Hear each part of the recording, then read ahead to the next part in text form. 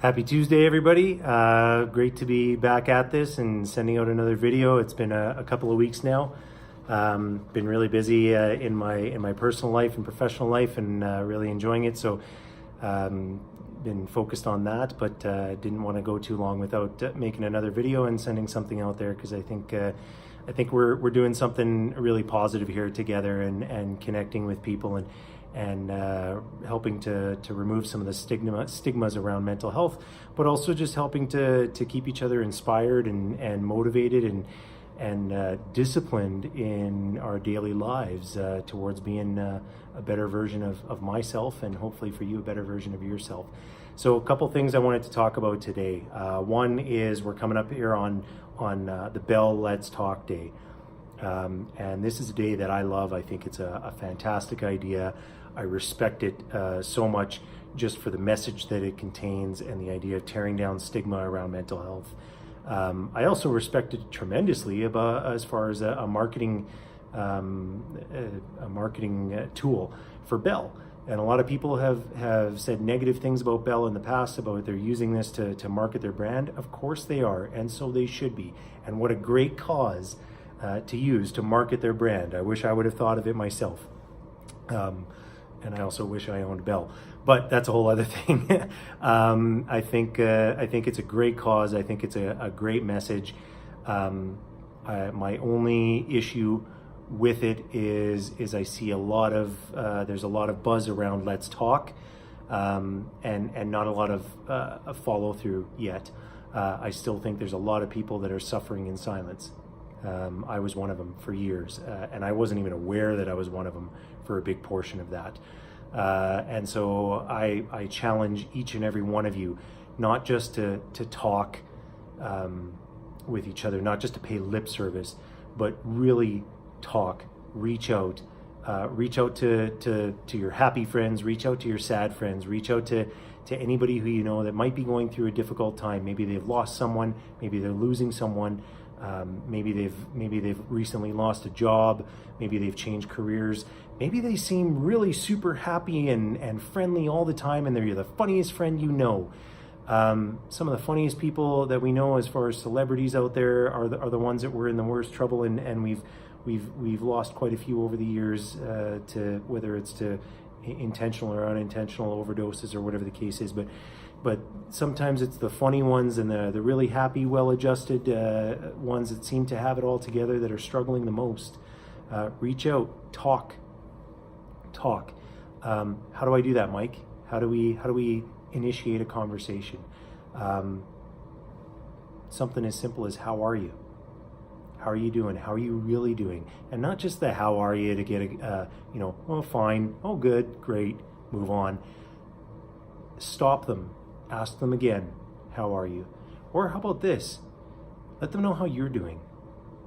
I've found it's been an incredible journey over this last year, when I've opened up to someone else about some of the challenges that I'm having, some of the suffering that I'm going through, some of the grieving that I'm experiencing, the depression, the anxiety.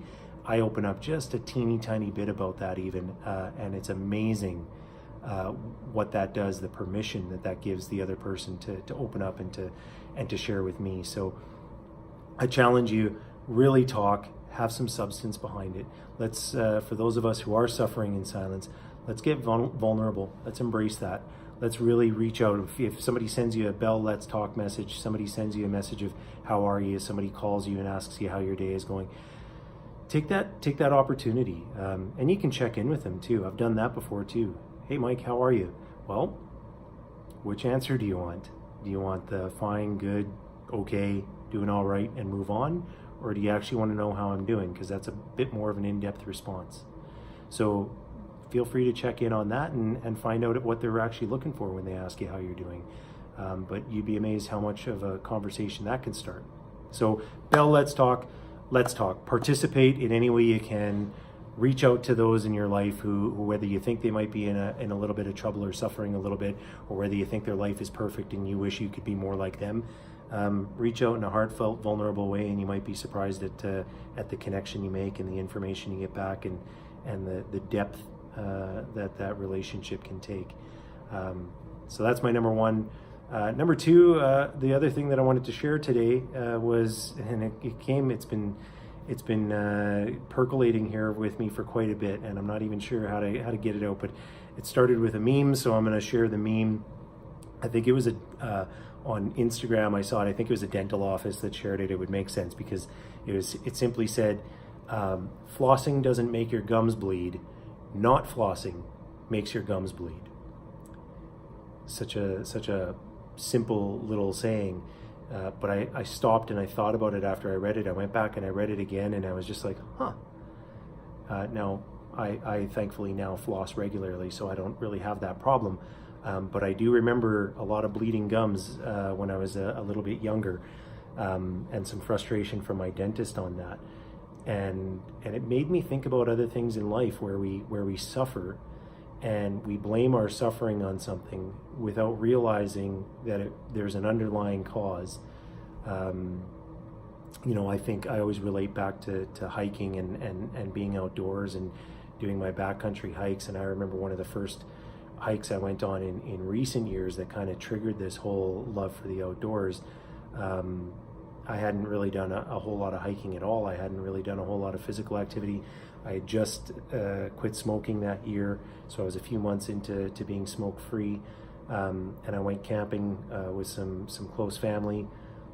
And to me, camping was always smoke, drink beer, eat hot dogs. That was it. Didn't matter where I was, but it was, you have a fire, you sit around the fire, I smoke, I drink beer, and I eat hot dogs. Well, I wasn't smoking at this time, but I was definitely drinking beer and eating hot dogs. And the night we got out there, I had my share, and then got up the next morning and was thinking about cracking another beer first thing in the morning, because that's what I do when I'm camping, or did. And it was my brother-in-law actually sitting there flipping through a hiking book, and I was like, "What are you doing?" And he says, "I'm looking for a trail to go on a hike." And anyways, long story short, we did a hike, and it was beautiful. It was amazing. I almost blew out my knee. I could barely walk by the end of it, and I very much did take the attitude of, man, hiking sucks. This is painful. And going back to this meme that I just recently read, hiking isn't painful. It was the years of being a couch potato, the years. I remember saying to my wife shortly after that, I felt every cheeseburger I'd had in the last decade. I'd felt every cigarette that I had smoked in the last 15, 20 years of my life. I felt every beer that I had consumed. And that might be a bit of a hyperbole going on there, but that's what was happening for me. I was feeling the pain, not of hiking. I was feeling the pain of all of the neglect and toxic behavior that I had been engaging in for years prior. That's what hurt. The physical activity, going to the gym, doesn't hurt. Not going to the gym hurts. Going to a hospital doesn't hurt. Not taking care of your body, not looking after your body, filling your body with toxins on a daily basis, not just from the food that you're eating, but the toxic chemicals that you're drinking in the form of alcohol, that we're inhaling in the form of cigarettes or tobacco or whatever the case is. It's those behaviors that are hurting us, not the end result of the ailment that we're feeling when we're going to the hospital and looking at that. So those are all things. Going to the doctor doesn't hurt. Going to the dentist doesn't hurt. Not looking after ourselves. Apply it to your own life. Take a look at your own life. Where are you experiencing pain? The song "Love Hurts." Love doesn't hurt. Love does not hurt. It never does. False love can hurt. Idolization can hurt. Codependency, that can hurt. That's not love. Neglecting the relationships in our lives, abusing the people we love, that hurts.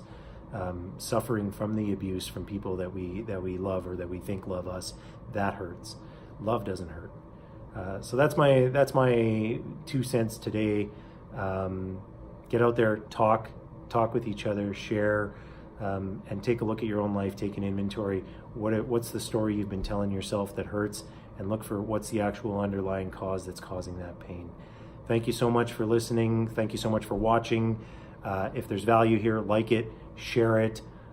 Follow me on my social media. Follow me on on my YouTube and get the updates when the new videos are posted. Thank you so much, and I will see you next Tuesday.